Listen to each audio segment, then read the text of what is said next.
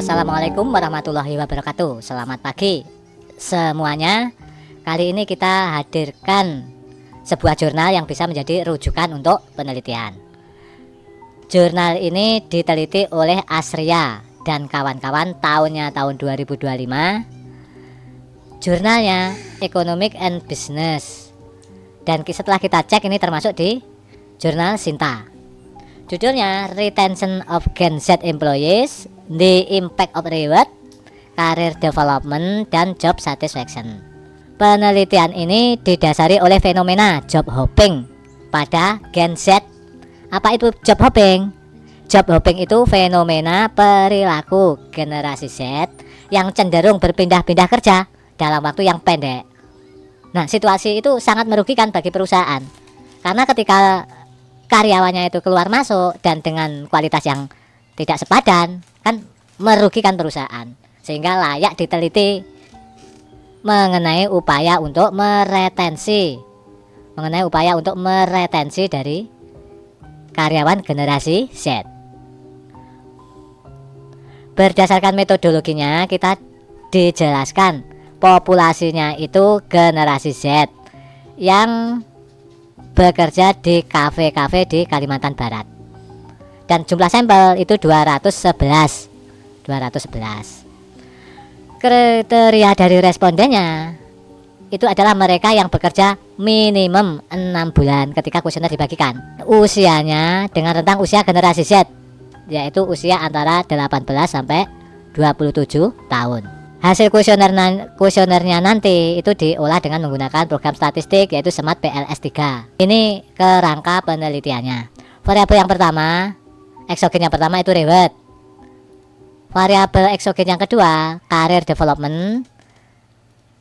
Variabel terikat ke tiga atau juga bisa sebagai mediasi itu job satisfaction, dan variabel terikat kedua employee retention. Dihipotesakan kalau reward mempengaruhi job satisfaction maupun ke employee retention. Career development juga sama, mempengaruhi job satisfaction dan employee retention, di mana job satisfaction ini juga diidentifikasi mempengaruhi employee retention dan memposisikan sebagai variabel mediasi yang memediasi reward dan career development terhadap employee retention. Langkah selanjutnya, kita identifikasi indikator atau pertanyaan-pertanyaan untuk kuesionernya. Kita bisa cek dari faktor loading.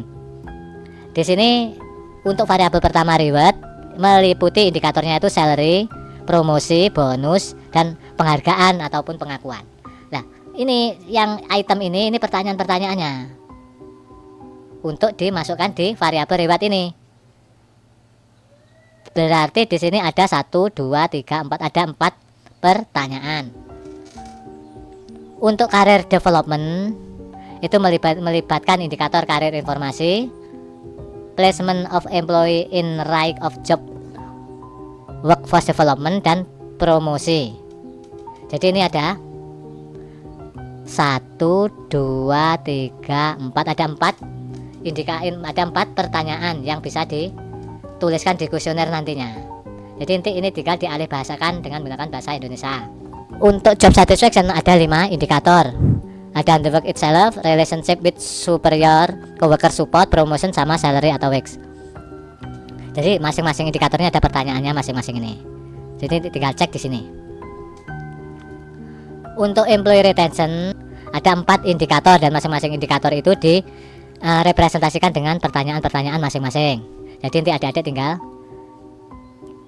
masukkan pertanyaan-pertanyaan yang ini. Hasil temuan dari penelitiannya sesuai dengan kerangka penelitian yang tadi itu diidentifikasikan di sini, di gambar ini. Hasil dari pengujian hipotesis bisa disajikan di dalam jurnal ini, ada di tabel 10. Jadi di sini dijelaskan bahwa keseluruhan hipotesis itu ternyata berpengaruh positif dan signifikan. Misalkan hipotesis pertama, reward terhadap employee retention, itu positif dan signifikan. Demikian juga untuk variabel yang lain sesuai dengan kerangka dalam penelitiannya yang menggambarkan hipotesisnya. Nah, yang kedua terakhir ini, di mana reward mempengaruhi job satisfaction mempengaruhi employee retention, ternyata juga positif dan signifikan. Career development ternyata juga dimediasi oleh job satisfaction dalam mempengaruhi employee retention. Demikian ya adik-adik untuk gambaran singkat mengenai jurnalnya ini, barangkali nanti berguna untuk rujukan penelitiannya. Untuk keterangan-keterangan lebih lanjut yang ingin diketahui boleh ditulis di kolom komentar. Terima kasih untuk semuanya. Salam damai dan sejahtera. Wassalamualaikum warahmatullahi wabarakatuh.